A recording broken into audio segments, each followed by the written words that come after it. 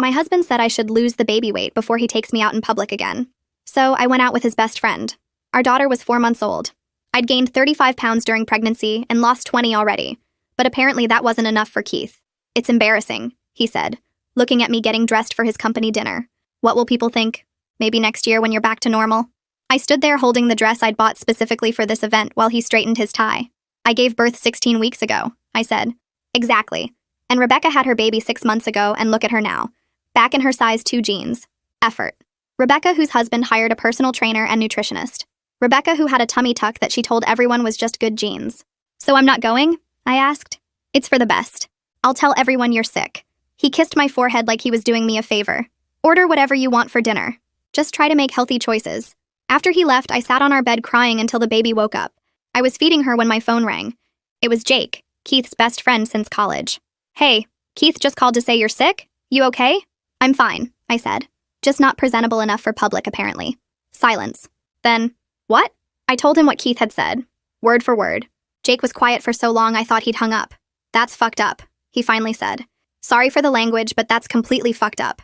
It's fine. I'll lose the weight eventually.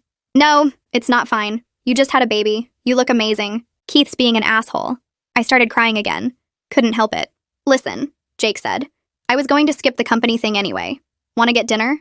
You and the baby? There's that new Italian place downtown. Keith would be furious. Keith's too busy impressing his coworkers to notice. He was right. Keith wouldn't check on me. He never did during these events. Okay, I said. Pick me up in an hour. I put on the dress I'd bought. It fit perfectly. Not like before the baby, but it wasn't supposed to. I curled my hair, did my makeup, looked like myself for the first time in months. Jake showed up with flowers. You look incredible, he said, and he meant it. I could tell. The restaurant was beautiful. White tablecloths, candles, the kind of place Keith always promised to take me but never did. Jake had made a reservation and they had a high chair ready for the baby. Keith's an idiot, Jake said after we ordered. I'm sorry, I know he's my friend, but he's being an idiot. He's always been like this, I said. Even before the baby. Nothing I do is enough. Why do you stay? Where would I go? I haven't worked in 2 years. He controls all the money. Jake was quiet, watching me feed the baby small bites of mashed potatoes. You know what kills me? He said. Keith doesn't deserve you. Never has. He was like this in college too. Had this amazing girlfriend junior year, treated her like trash because she wasn't some magazine model. What happened to her? She left him.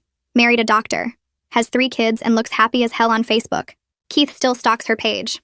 We talked for 2 hours. About books, movies, life before I became invisible in my own marriage. Jake told me about his divorce, how his ex-wife had affairs, but somehow made him feel like it was his fault. Manipulation's funny like that, he said. Makes you think you're the problem. The baby started fussing, so we got the check. In the parking lot, Jake was helping me get her into the car seat when a familiar voice said, "What the hell is this?"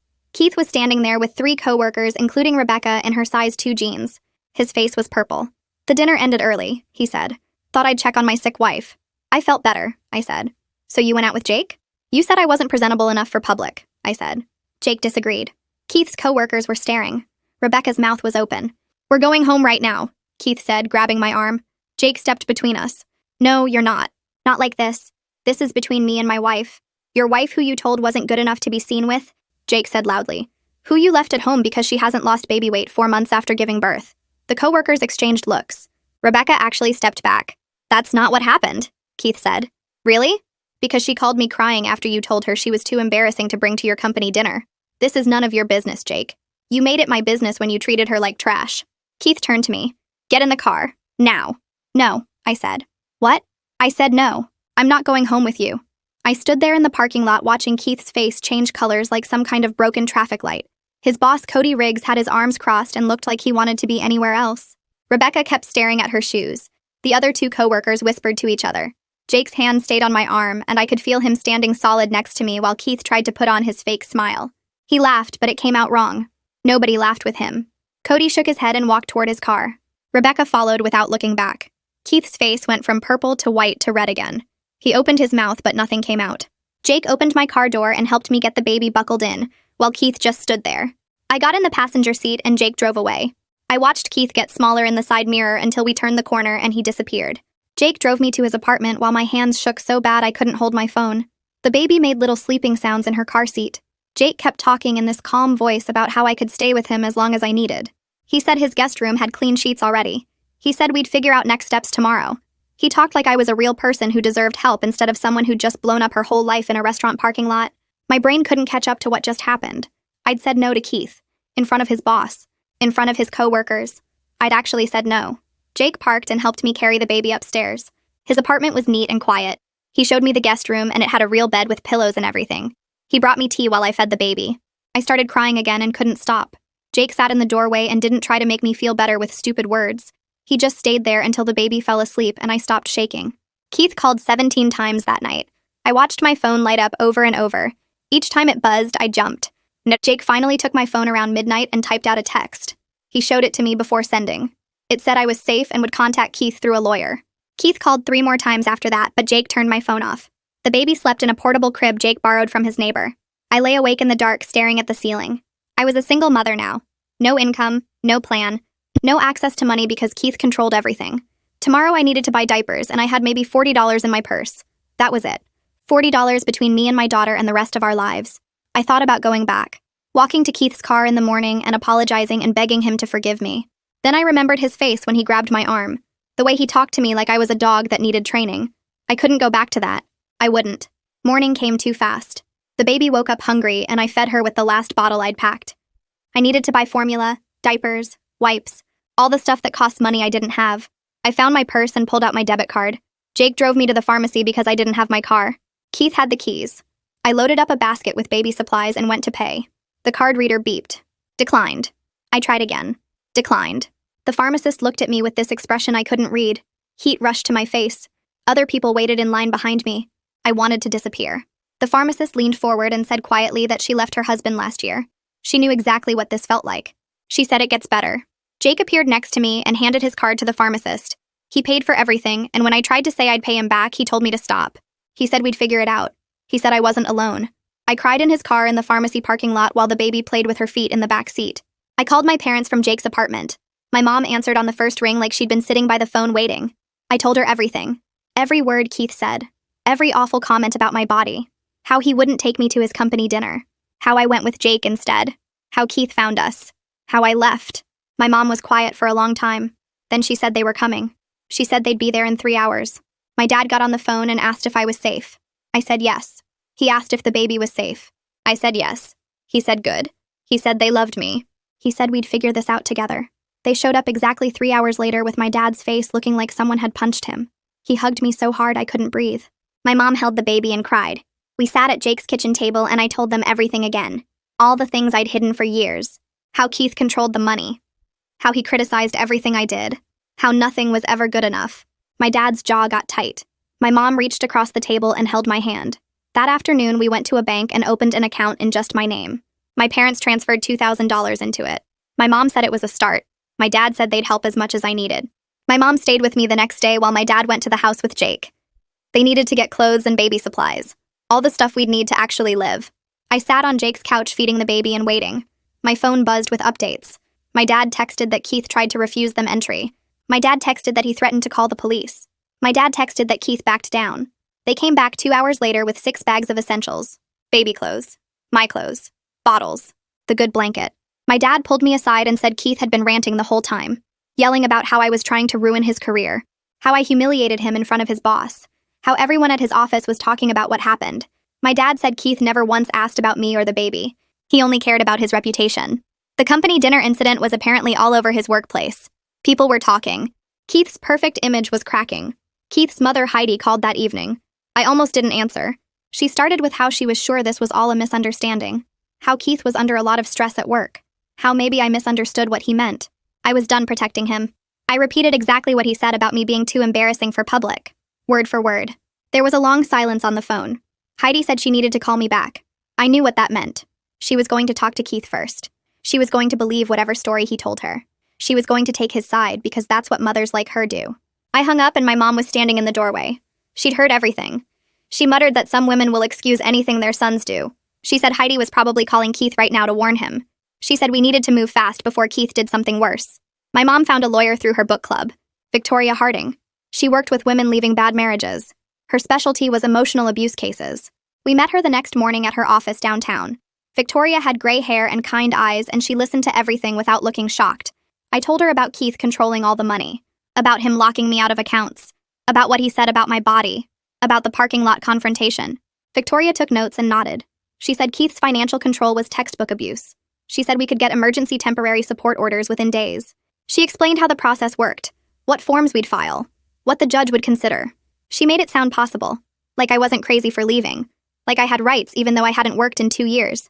She said we'd start the paperwork that afternoon. Victoria filed for temporary custody and child support and spousal support. That same day, she said Keith would get served with papers at his office the next morning. She said he would probably react badly. She said to record everything. The next morning, my phone rang at 9. Keith was screaming. Actually screaming about how I was humiliating him at work, how I was destroying his reputation, how everyone saw him get served with divorce papers, how his boss called him into a meeting, how I was ruining his life. Victoria had predicted this almost word for word. She told me to let it go to voicemail. I did. Keith left a 3-minute message full of threats and accusations. Victoria listened to it once and added it to our evidence file. She said judges don't like men who threaten their wives. She said this recording would help us. Jake helped me that afternoon with something I didn't expect. He'd been through a divorce where his ex-wife did similar financial stuff. He knew what information we needed. We sat at his kitchen table with my laptop and created spreadsheets. Every account Keith locked me out of. Every shared expense I could remember. His income from his job. Our spending patterns over the last 2 years. My complete financial dependence on him. Jake knew exactly what questions Victoria would ask. He helped me document everything in a way that made sense. Page after page of proof that I couldn't survive without support. That Keith had controlled every dollar. That I'd been trapped. Victoria called that evening and said the spreadsheets were perfect. She said this would be crucial for our support arguments. I felt grateful but also sick. My whole life had become a legal case file. Numbers on a spreadsheet. Evidence of how small I'd let myself become. The emergency hearing was 5 days after I left Keith. I sat next to Victoria in the courtroom while the baby slept in her carrier. At my feet, Keith walked in with a lawyer wearing a suit that probably cost more than my car used to be worth. His lawyer started talking immediately about how I abandoned the marital home and took the child without warning. He made it sound like I kidnapped my own daughter. He said I was unstable and acting irrationally, and Keith was just concerned about his family. Victoria let him talk for 10 minutes before she stood up. She played Keith's voicemail on the courtroom speakers. His voice screaming about ruining him and destroying his reputation echoed off the walls. She showed the judge screenshots of every locked account with timestamps. She had statements from Jake and both my parents about what Keith said about my body and how he left me at home. The judge was a woman in her 50s who looked tired. She listened to everything and then asked Keith's lawyer if he had evidence that I was actually unstable or just evidence that I left an abusive situation. Keith's lawyer stumbled over his words. The judge ordered temporary support of $3,000 monthly starting immediately. She told Keith he had 48 hours to restore my access to all accounts or face contempt charges. Keith's face went red, but he didn't say anything. 2 days later, Victoria called with news about Keith's job. His boss, Cody, had apparently reported the parking lot incident to HR. Now Keith was under investigation for creating a hostile work environment. 2 women who worked with him had come forward. They said Keith made comments about their appearances after they came back from maternity leave. One said he asked when she planned to lose the baby weight in front of the whole team. Another said he told her she should consider whether she was really committed to her career if she kept taking time off for her kids. The investigation was formal and serious. Keith sent me an email blaming me for ruining his career. He said I contacted his workplace and lied about him. I forwarded it to Victoria without responding. I hadn't talked to anyone at his company. His own behavior was catching up with him, and he couldn't accept that. The baby had her checkup that week. The pediatrician was nice and asked how I was doing while she checked the baby's weight and measurements. I started crying. Just completely broke down in the exam room. She handed me tissues and sat down instead of rushing to the next patient. She talked to me for 20 minutes about postpartum support and how my body was healthy and normal. She wrote down names of therapists and support groups. Then she said something that stuck with me. She mentioned she'd seen several mothers lately in situations like mine. Professional men who treated their wives like accessories they could upgrade when the model got old or damaged. She said it quietly, but I could tell she meant it. The baby was healthy and growing well. I was the one who needed help. My phone rang 3 days later from a number I didn't know. I almost didn't answer, but something made me pick up. It was Rosemary, Keith's sister. I'd only met her twice at family events. She lived in Seattle and barely talked to the family. She said she heard about the separation from her mother. Then she told me Keith treated her the same way growing up. He criticized her weight constantly, made comments about what she ate, told her she'd never get a boyfriend looking like that. She moved across the country right after college and only came home for major holidays. She said she recognized the pattern as soon as Heidi told her what happened. She offered to write a statement for Victoria about Keith's history of emotional abuse. I thanked her and gave her Victoria's contact information. After we hung up, I sat there thinking about how Keith had been like this his whole life. It wasn't stress or work pressure. This was who he was. Keith showed up at Jake's apartment 4 days after the hearing. Jake answered the door, and I heard Keith's voice from the guest room. He was asking to talk to me. Begging, actually. Jake came and got me, and I went to the door. Keith was holding flowers. The expensive kind from the fancy florist downtown. His eyes were red like he'd been crying. He said he was sorry. He said he was stressed about work and didn't mean any of it. He promised he'd change if I just came home. Seeing him cry almost worked. For about 30 seconds, I felt bad for him. Then I remembered him kissing my forehead and telling me to make healthy choices. I told him to leave. His face changed immediately. The tears stopped and his jaw got tight. He said I was making a huge mistake. He said I'd regret this when I couldn't afford diapers. He said the baby deserved her real family, not whatever this situation was. Jake stepped between us and told Keith to go. Keith left, but the flowers stayed on the doorstep. Jake threw them in the dumpster. I started applying for jobs that night. Remote positions I could do while watching the baby. Administrative work, customer service, data entry, anything that didn't require recent experience. My resume had a 2-year gap, but I was honest about being a stay-at-home mother. I sent out 15 applications the first day. By the end of the week, 3 companies responded wanting to interview. One was a customer service position for an insurance company. One was administrative support for a law firm. One was scheduling work for a medical office. The possibility of my own income made me feel like I could breathe again, like I'd been underwater and finally reached the surface. Heidi called again a week after Rosemary contacted Victoria. Her tone was completely different this time. She asked how the baby was doing. She asked what we needed. She didn't defend Keith or make excuses. She said Rosemary told her everything about how Keith treated her growing up. She said she was starting to see the same patterns now. She didn't apologize exactly, but she asked if she could send money for the baby. I said that would be helpful. 3 days later, a check arrived for $500 made out to me personally. It wasn't much, but it felt like someone in Keith's family finally saw the truth. Like I wasn't crazy for leaving. The insurance company called with a job offer. $18 an hour for 25 hours a week. Remote customer service taking calls about claims and coverage. It wasn't enough to live on by itself, but combined with the support payments, it meant I could start building real independence. I cried when they sent the offer letter. Actually cried with relief. My first shift was in 1 week, and I had to complete online training first. Jake offered to watch the baby during my training period. He said he worked from home anyway and could handle both. I accepted because I didn't have other options yet and because I trusted him. Victoria called with news about the financial records. Her team got the subpoena approved and pulled everything from our bank. Keith had been moving money into accounts in just his name for 8 months, since before I even got pregnant. He'd been planning to control me financially the whole time. Even if I never stood up to him, he was building his exit strategy where I'd have nothing. The spreadsheets showed $50,000 he'd hidden. The judge was not pleased. Victoria said this would help our case significantly. I felt sick reading the dates. He'd been planning this for so long. Keith got written up at work for the hostile environment investigation. The write-up went in his permanent file and affected his bonus eligibility. He sent me text messages that got more and more unhinged. He said I destroyed his career. He said I turned his family against him. He said I was poisoning everyone against him with lies. He said the baby would grow up knowing what I did. Victoria screenshot every message for the custody case. His mask was completely off now. The nice guy act he showed everyone else was gone. This was the person I'd lived with for years. The person who made me feel worthless. I blocked his number and told Victoria all communication had to go through her office. I was done talking to him directly. My parents helped me look at apartments the week after I blocked Keith. We saw 6 places in 3 days, and most were either too expensive or in bad neighborhoods, until we found a 2-bedroom on the 2nd floor of a small building with a parking lot and laundry room. The rent was $850 a month, which I could barely afford with the support payments and my new job income, but my parents offered to cover the security deposit and first month. I signed the lease that afternoon and got the keys 2 days later. Moving day was exhausting because I didn't have much furniture yet. Just clothes and baby supplies and some kitchen stuff my mom brought from her house. Jake helped carry boxes up the stairs while my dad started installing extra locks on the door and a video doorbell he'd ordered online. The baby's room was smaller than I wanted, but I set up her crib near the window where morning light came through and hung some pictures my mom found at a thrift store. The apartment smelled like old carpet, and the bathroom tiles were cracked, but the locks were mine, and Keith didn't have keys, which mattered more than anything else. My dad tested the video doorbell 3 times to make sure it worked and showed me how to check the footage on my phone. That night, I sat on the floor of my empty living room feeding the baby and felt something close to peace for the first time in months. My first week of remote work started the following Monday, and I was terrified I'd mess it up. The training had been straightforward, but actually taking calls while managing a 4-month-old felt impossible. I scheduled my shift during her morning nap and hoped she'd sleep through most of it. But of course, she woke up 20 minutes into my first call. I muted myself while talking to a customer about their insurance claim and bounced her on my hip until she settled, then unmuted and finished the call like nothing happened. My supervisor sent me a message afterward saying she heard the baby and not to worry about background noise as long as I stayed professional with customers. The The relief almost made me cry. My mom started coming over in the evenings so I could take more calls, and by the end of the week, I'd completed 25 hours and earned my first paycheck, $450 deposited into my own account that Keith couldn't touch. I stared at the balance on my phone and felt like I could breathe again. Each call I took was proof I could survive without him.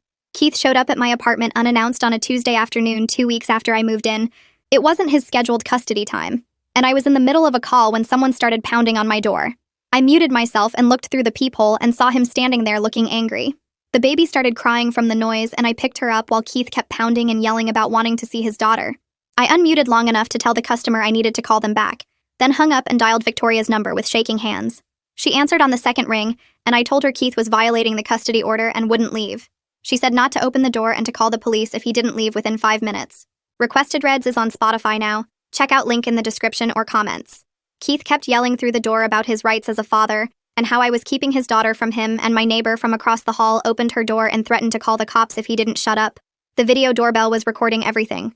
Keith finally left after 10 minutes of pounding and yelling, and I sat on the floor holding the baby while she cried and I cried and my whole body shook. Victoria called back 20 minutes later and said she was filing a motion for contempt and stricter custody enforcement. She asked me to send her the video doorbell footage, which I did immediately. The contempt hearing happened 3 weeks later, and I sat in the courtroom while Victoria presented the video evidence of Keith pounding on my door and yelling. The footage showed him clearly violating the temporary custody order and making threats about taking the baby.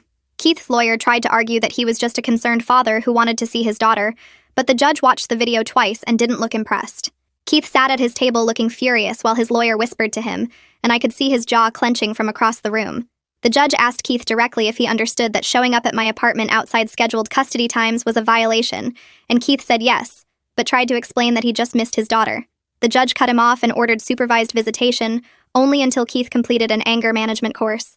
Keith's lawyer tried to argue that I was alienating him from his daughter, but Victoria pointed out that I'd followed every custody order while Keith had violated them repeatedly. The judge agreed and said the supervision would continue until Keith could demonstrate appropriate behavior. I felt safer knowing someone would be watching when he had the baby. I found a postpartum support group that met Wednesday evenings at a community center near my apartment. My mom watched the baby during the meetings, and I sat in a circle with 8 other women who all had babies under a year old. The first night we went around introducing ourselves and talking about our struggles, and when it was my turn, I started crying before I even finished saying my name. The facilitator was a woman named Tatiana Klein, who had kind eyes and a gentle voice, and she let me cry for a minute before asking if I wanted to share what was going on. I told them about Keith and the company dinner and leaving and the custody battle, and they all nodded like they understood. One woman talked about how her husband told her she looked beautiful at 8 months postpartum, and I started crying again because I couldn't imagine Keith ever saying anything like that. He'd spent months making me feel disgusting and worthless, and hearing these women talk about partners who supported them made me realize how warped his expectations were. After the meeting, Tatiana gave me a list of therapists who specialized in trauma recovery and told me the group met every week if I wanted to keep coming. I took the list and promised I'd be back. Victoria called me the following week with news about Keith's workplace investigation. The company had concluded their review, and multiple women had reported his comments about their appearances after maternity leave and his complaints about mothers needing flexible schedules. He wasn't fired, but they put him on a performance improvement plan, which basically destroyed any chance of advancement.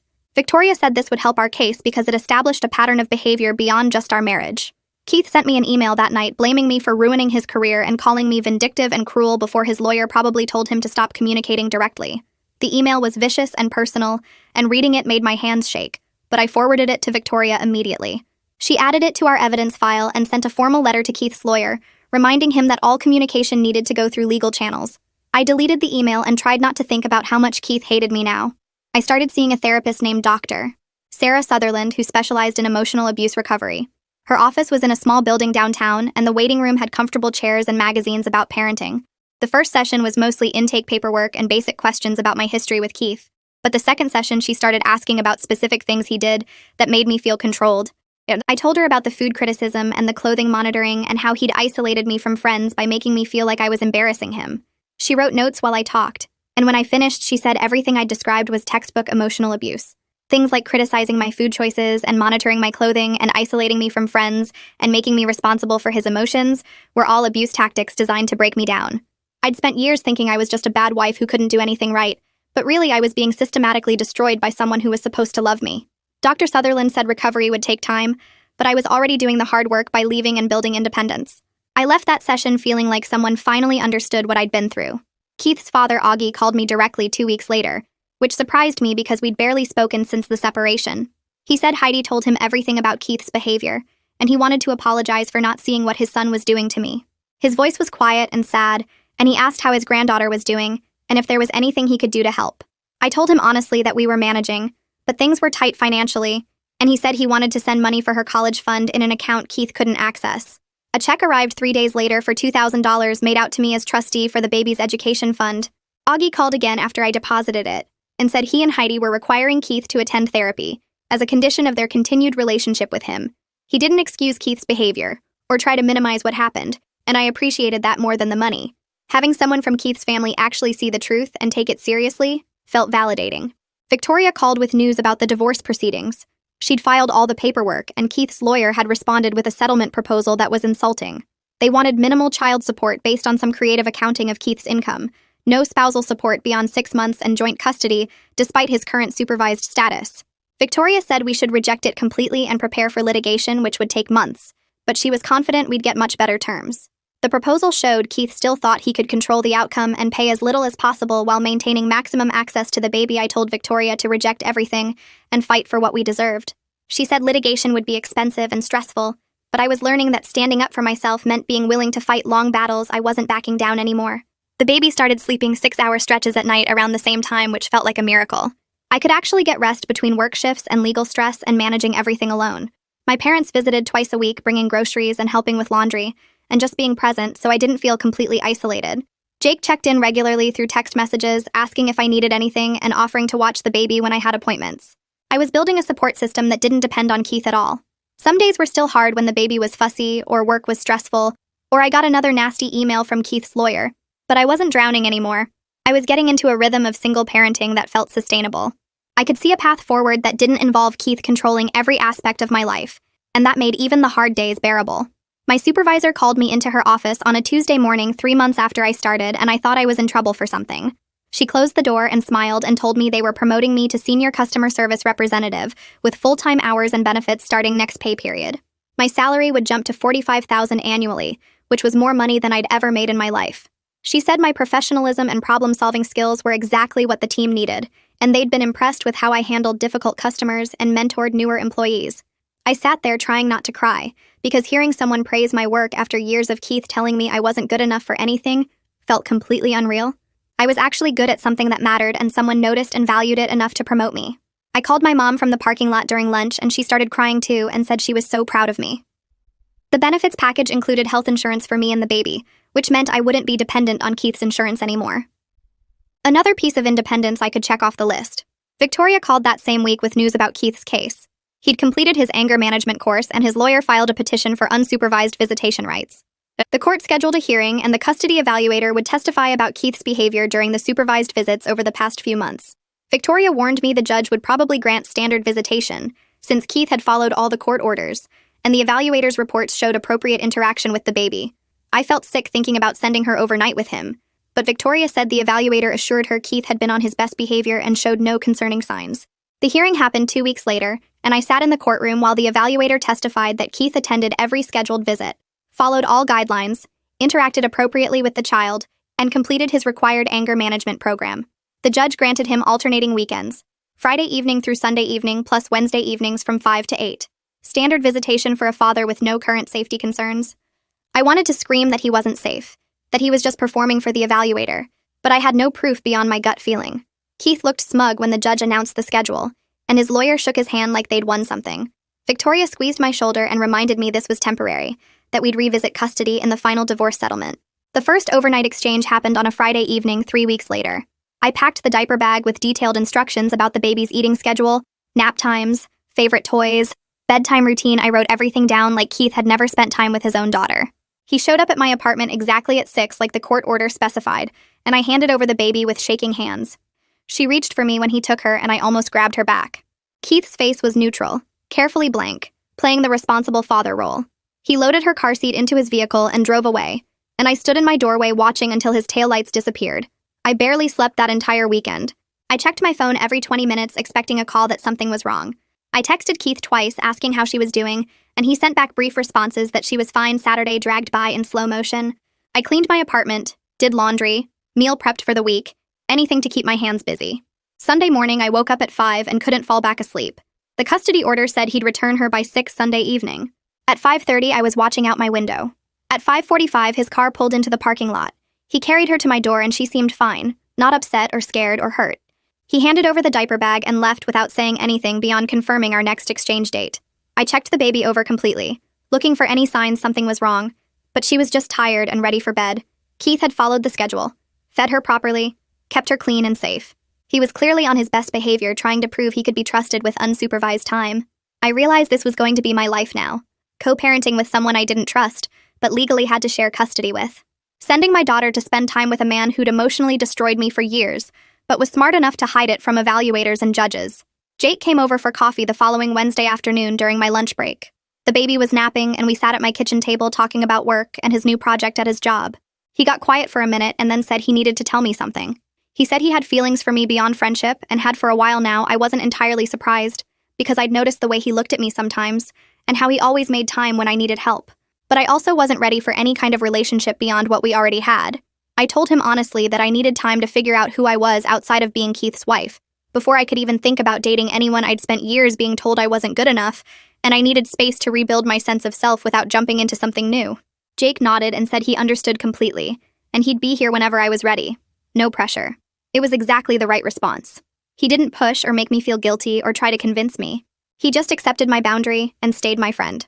4 months after our separation, I saw on social media that Keith was dating someone new. A mutual acquaintance's Instagram story showed them at some restaurant downtown. I clicked through to the woman's profile, which was public, and scrolled through her photos. She was thin and blonde with perfect makeup in every picture, exactly the type Keith always said he preferred. My first reaction was this ugly jealousy mixed with insecurity, wondering if he'd finally found someone who met his impossible standards. But then I looked at her smiling face in those photos and felt genuinely sorry for her. She had no idea what she was getting into. She probably thought Keith was charming and successful and attentive. She didn't know about the criticism that would start slowly, the comments about her appearance disguised as concern, the way he'd make her feel like nothing she did was ever enough. I hoped she'd figure it out faster than I did, and get out before he destroyed her self-worth completely. Victoria's team finished discovery in the divorce case, and she called me to discuss what they'd found. Keith's co-workers had provided depositions as part of proving the emotional abuse pattern, and several of them mentioned things Keith had said about me over the years. He'd been complaining about me to people at his office since before the baby was born, calling me lazy for being a stay-at-home mother and unmotivated for not working. One coworker testified that Keith regularly made disparaging comments about my appearance and said I'd let myself go. Another mentioned Keith comparing me unfavorably to other wives who'd maintained their figures after having children. Reading those depositions hurt worse than I expected because these were people I'd met at company events. People who'd smiled at me and made small talk while Keith was trashing me behind my back. They'd all known how he really felt about me, and nobody said anything. Victoria said the depositions helped prove the pattern of emotional abuse, which would strengthen our case for primary custody and better support terms. But that didn't make it easier to read. I started exercising again around the same time, but not because I wanted to lose weight or look different.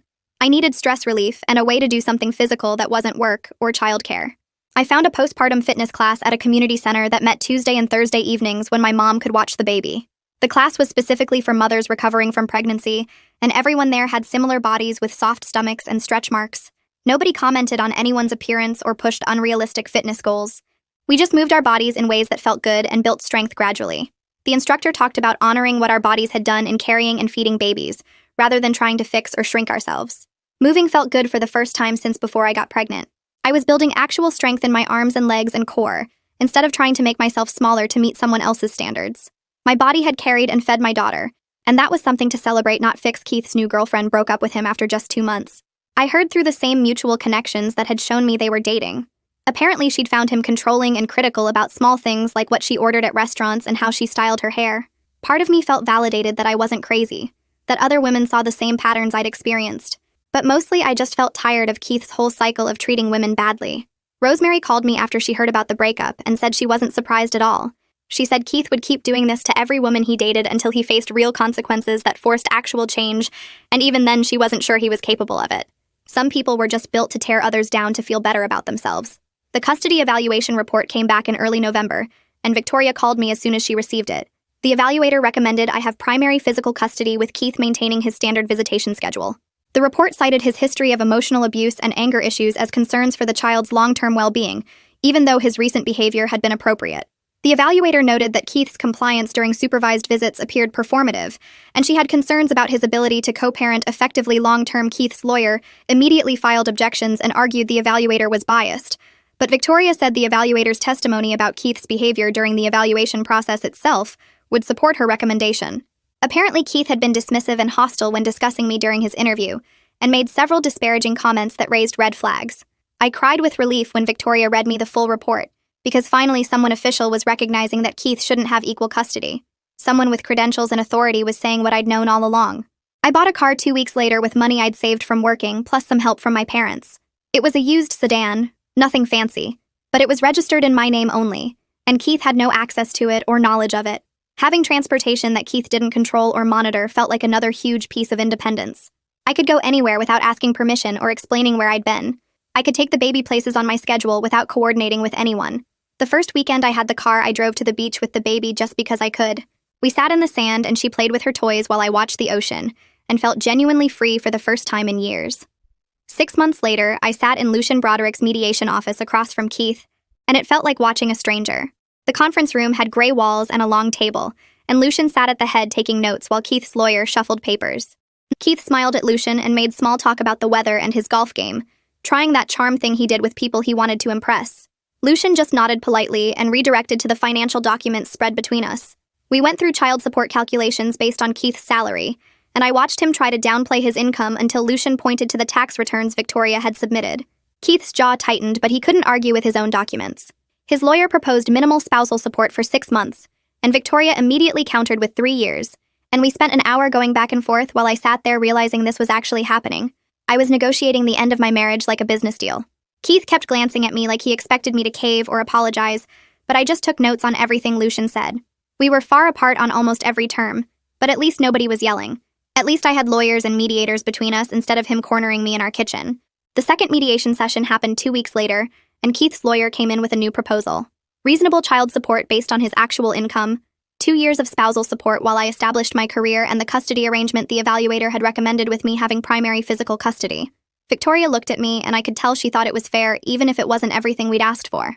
Keith looked angry about the whole thing, his face tight and his hands clenched on the table, but his lawyer had clearly told him this was the best he'd get. Victoria asked for a break so we could talk privately, and we went to a small office down the hall. She laid out the numbers and explained that fighting for more would cost me thousands in legal fees and months of my life, and this settlement gave me what I needed most: security for the baby, time to build my career, and primary custody. I thought about dragging this out for another 6 months and facing Keith in court and dealing with his anger through more depositions and hearings. I was tired. I wanted it over. I told Victoria I'd accept the terms, and we went back to the conference room. Keith's lawyer drew up the agreement, and we all signed it that afternoon. Keith wouldn't look at me as we left the building. The divorce was finalized on a Tuesday morning, 8 months after I'd left Keith standing in that parking lot. The courthouse was busy with people waiting for various hearings, and I sat on a bench with Victoria going over last-minute details. Keith arrived with his lawyer and sat on the opposite side of the hallway, and we didn't speak or make eye contact. The judge called our case, and we filed into a small courtroom that smelled like old wood and floor polish. The judge reviewed the settlement agreement and asked if we both understood and agreed to the terms. We each said yes. She asked if there was any reason the divorce shouldn't be granted. Silence. Then she signed the papers and said we were legally divorced, and just like that, it was done. 8 months of separation and legal proceedings and emotional hell reduced to a judge's signature. I felt relief wash over me so strong I almost cried right there in the courtroom. I was free. Legally, officially free from someone who'd spent years making me feel worthless. Keith looked angry as we left, his face red and his movements sharp, but I didn't care about his feelings anymore. His emotions weren't my problem. My daughter would grow up watching me be independent and strong, and that mattered more than anything. Keith felt I got promoted at work 3 weeks after the divorce was finalized. My supervisor called me into her office, and I thought I was in trouble for something. But instead, she offered me a team lead position overseeing 5 customer service reps. The salary was $55,000 annually, more than I'd ever made before I stopped working to stay home with the baby. She said my performance had been excellent, and she wanted to get me into management training within the next year. I sat there trying not to cry because someone was valuing my work and seeing my potential and offering me opportunities for growth. My career trajectory was better than it had ever been before I became a stay-at-home mother. I was building a professional identity that had nothing to do with being anyone's wife. That afternoon, I called my parents, and my mom cried happy tears over the phone. My dad said he was proud of me, and he'd never doubted I could do this. I bought myself flowers on the way home and put them on my kitchen table in my apartment that Keith had never been inside. Jake asked me to dinner on a Saturday night almost a year after I'd left Keith. Not dinner with the baby like we'd done dozens of times, but actual dinner just the two of us while my mom watched the baby at my apartment. I knew what he was asking without him having to say it directly. We'd been dancing around this for months. The attraction and care obvious, but neither of us pushing because I needed time to heal. I said yes because I wanted to, not because I felt pressured or obligated. The restaurant was quiet and we talked about everything except Keith and divorce and custody arrangements. Jake told me about a project at his job, and I told him about the management training program I'd be starting. We laughed about stupid things, and I realized I felt comfortable in a way I never had with Keith. Being with someone who treated me like an equal partner felt revolutionary after years of being made to feel less than. We took things slow because I was still learning to trust, and Jake was patient with that. He never pressured me or made me feel like I wasn't enough. We were building something healthy based on mutual respect instead of control and criticism. Keith started going to therapy after his parents threatened to reduce contact with him. Rosemary told me about it over coffee one afternoon, saying their mom and dad had finally recognized the pattern of behavior and given Keith an ultimatum: get help or lose access to family events and his relationship with them. I was skeptical about his motivation because Keith only did things when they benefited him, but I noticed he was less hostile during custody exchanges. He'd show up on time, follow the schedule, return the baby's things without complaint. He even asked politely about her routine instead of demanding information like he used to. Rosemary warned me that real change takes years, and I shouldn't expect miracles. Some people went to therapy and learned to fake appropriate behavior without actually changing their core beliefs. I maintained firm boundaries regardless of what Keith did or didn't do in therapy. His growth or lack of it wasn't my responsibility anymore. I pulled up photos on my phone one evening after the baby fell asleep and scrolled back to a year ago. There was a picture my mom had taken of me holding the baby 2 weeks after I'd left Keith. My face looked exhausted and scared and lost. I barely recognized that woman now. I'd built a career from nothing, established a home, developed a support system of friends and family and professionals who helped me. I'd learned to value myself independent of anyone else's opinion. My body was strong and capable, and I'd stopped caring about the number on the scale or fitting into old jeans. I was teaching my daughter through my example that women don't exist to be decorative or to meet someone else's standards. She was watching me work and parent and build a life, and someday she'd understand that her worth came from who she was, not how she looked. The baby's first birthday party happened on a Saturday afternoon at my apartment. My parents came early to help set up decorations, and Jake brought a cake from the bakery downtown. Friends from my support group arrived with presents, and Tatiana brought a card signed by everyone in our Tuesday night sessions. Keith's parents showed up right on time with a huge stuffed animal, and Augie hugged me and said how proud he was of the life I'd built. Heidi was quieter, but she helped in the kitchen and played with the baby and seemed genuinely happy to be included. Keith had his own celebration during his custody time the next day, and I was okay with that. We could both be good parents separately. We didn't have to pretend to be a family for appearances.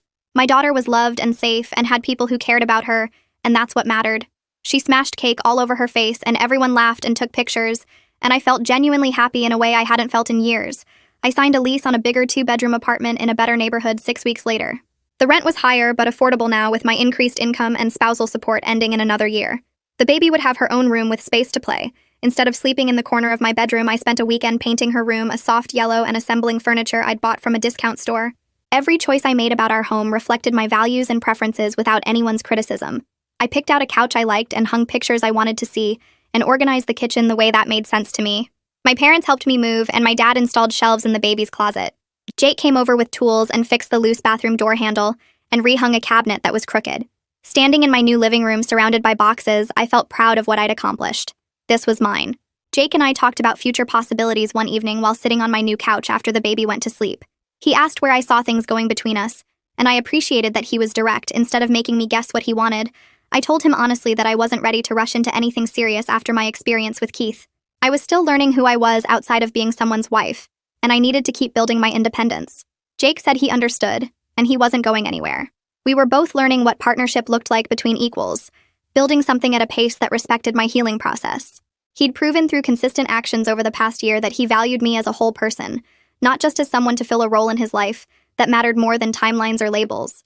We were figuring it out together. Over the following months, I started reaching out to friends I'd lost touch with during my marriage. Sarah from college responded to my message within an hour, and we met for lunch the next week while my mom watched the baby sitting across from her at the sandwich shop. I realized how much I'd missed having friends who knew me before Keith. She told me she'd noticed how he always corrected me in public or made jokes about my choices, and she'd wanted to say something but didn't know how without making things worse. 2 other friends said similar things when I reconnected with them. They'd seen him criticize what I ordered at restaurants or comment on my appearance in ways that seemed off, but they hadn't been sure if I wanted help. We started meeting regularly for coffee or walks, and I was honest about everything that had happened instead of pretending my life was perfect, like I did when I was with Keith. Having people I could tell the truth to without shame felt like finally being able to breathe properly. Keith's romantic life became a pattern I heard about through mutual connections, but stopped paying attention to after the third or fourth girlfriend left him within weeks. Someone would mention he was dating someone new, and then a month later I'd hear they'd broken up because she found him controlling or critical. His sister Rosemary told me one woman lasted exactly 2 weeks before she figured out what he was like. I focused on making custody exchanges smooth and keeping communication limited to logistics through our shared calendar app. His personal life wasn't my problem anymore, and eventually our daughter would be old enough to see his patterns and make her own decisions about their relationship. I had my own life to build. I enrolled in online business courses through a community college program focused on small business development and marketing. Sitting at my laptop after the baby went to sleep, I worked through modules about business plans and financial projections and client acquisition. Having professional goals beyond my current job made me feel like I was building towards something bigger that I was creating myself. My parents came over one Saturday, and my dad asked what my business idea was, and I explained wanting to do consulting in my field eventually. My mom said they'd set aside $10,000 to help with startup costs when I was ready, and my dad added that they believed in me. Keith's voice in my head telling me I wasn't capable of running my own business got quieter every time I completed another course module. The custody arrangement settled into a routine where Keith had the baby alternating weekends from Friday evening to Sunday evening, plus Wednesday evenings from 5 to 8. I missed her during his time, especially the first few weekends, but I also started appreciating the space to focus on work projects and take care of myself without managing a toddler's needs. Co-parenting with someone who'd been emotionally abusive was complicated and required detailed scheduling and minimal direct communication, but we made it work. Our exchanges happened in public parking lots, and we kept conversations to necessary information about the baby's schedule or needs. It wasn't ideal, but it was functional, and our daughter seemed happy and secure with both of us. I reached my pre-pregnancy weight naturally, about 14 months after leaving Keith through stress reduction and regular movement and eating without constant criticism. The number on the scale was the same as before I got pregnant, but more importantly, I stopped caring what it said. My body was healthy and strong and allowed me to work full days and parent actively and live the life I wanted. I went to exercise classes not to lose weight, but because moving felt good, and I was building muscle and endurance. My body had carried and birthed and fed my daughter, and that was worth celebrating, not fixing. I was teaching her through my example that women's worth came from who they were and what they did, not how they looked in jeans. Keith's parents called one evening, and Heidi asked if they could take the baby for a weekend visit at their house to spend time with her and introduce her to cousins. I told them I needed to check with Victoria about legal implications and called her the next morning. Victoria said it was fine as long as Keith wasn't going to be there unsupervised, and I trusted them. I agreed, and Augie promised they'd send lots of photos and keep me updated.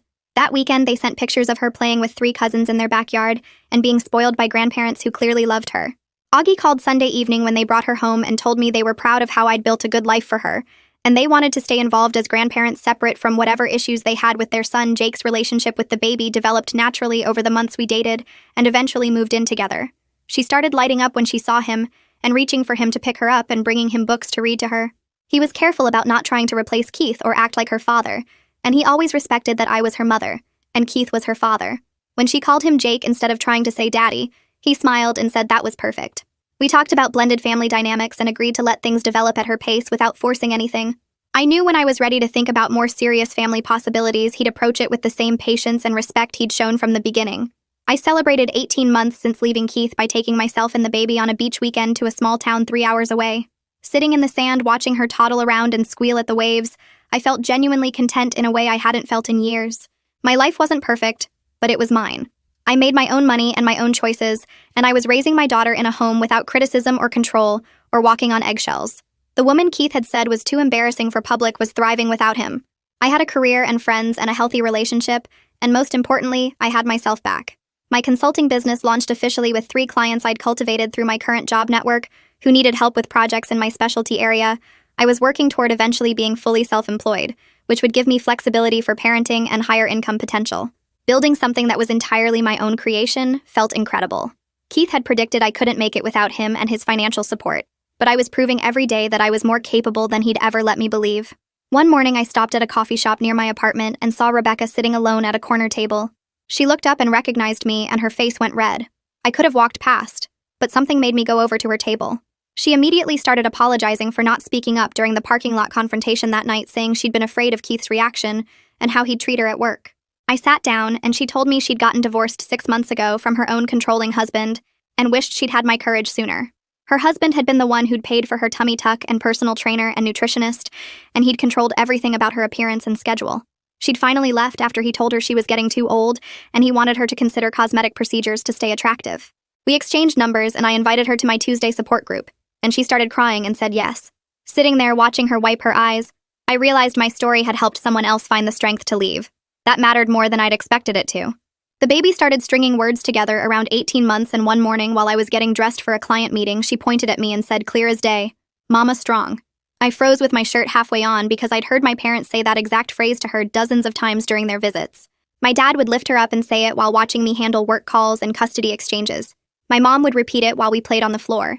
And now here was my daughter, not even 2 years old, already learning that her mama was strong. I sat down on the bed and cried happy tears while she patted my face with her tiny hands, and I thought about how she'd grow up knowing women could be capable and independent. She wouldn't learn to make herself smaller for anyone. She'd know her worth from the beginning because I was showing her every single day. 3 weeks later, Keith's name appeared in my inbox for the first time in months, and my stomach dropped before I even opened it. The email was long and detailed about his therapy progress and how he understood now what he'd done to me. He wrote about recognizing his patterns and working to change them. He said he was sorry for making me feel worthless and controlling every part of my life. I read it twice and waited for some feeling of validation or closure, but mostly I just felt tired. His growth journey wasn't my responsibility anymore, and I didn't need his apology to know I deserved better. I forwarded the whole thing to Victoria for our records in case it mattered legally, then archived it and went back to reviewing a client proposal. My healing work was done, and his acknowledgement changed nothing about my life now. Jake and I had been dating for over a year when he suggested moving in together, and instead of feeling scared, I felt ready. We spent weeks looking at places that would work for both of us and the baby, somewhere with good schools and a yard and enough space for everyone. The house we found had 3 bedrooms and a kitchen with windows that let in morning light. We moved in on a Saturday with help from my parents and Jake's brother. The baby loved having Jake around all the time. She'd wake up asking for him and bring him books to read and help him make breakfast. We created routines together where we both contributed and both made decisions. He never tried to replace Keith or act like her father. He respected that I was her mother, and Keith was her father, and he was building his own relationship with her. I'd never thought I could trust someone enough to share space again after Keith, but Jake had proven himself through consistent actions over time. He showed up when he said he would. He respected my boundaries. He treated me like an equal partner in everything. 2 years after leaving Keith, I was running a successful consulting business with 12 regular clients and revenue that exceeded what I'd made in my old job. My home office had a view of the backyard where the baby played on her swing set. Jake and I split household tasks and parenting duties fairly. Keith and I had a functional co-parenting relationship with clear boundaries and regular communication through a parenting app. My daughter was growing up watching me be independent and successful, and in a healthy relationship, she saw me run my business and make my own money and make my own choices. She saw Jake treat me with respect and partnership. She learned that women could be strong and capable and valued. Life wasn't perfect because real life never is, but it was genuinely happy in a way I'd never experienced during my marriage. I was proud of the woman I'd become, and the life I'd built, and the example I was setting for my daughter every single day. That's the story for today. Thank you for staying until the end. It really means a lot. I hope it left you with something gentle or hopeful.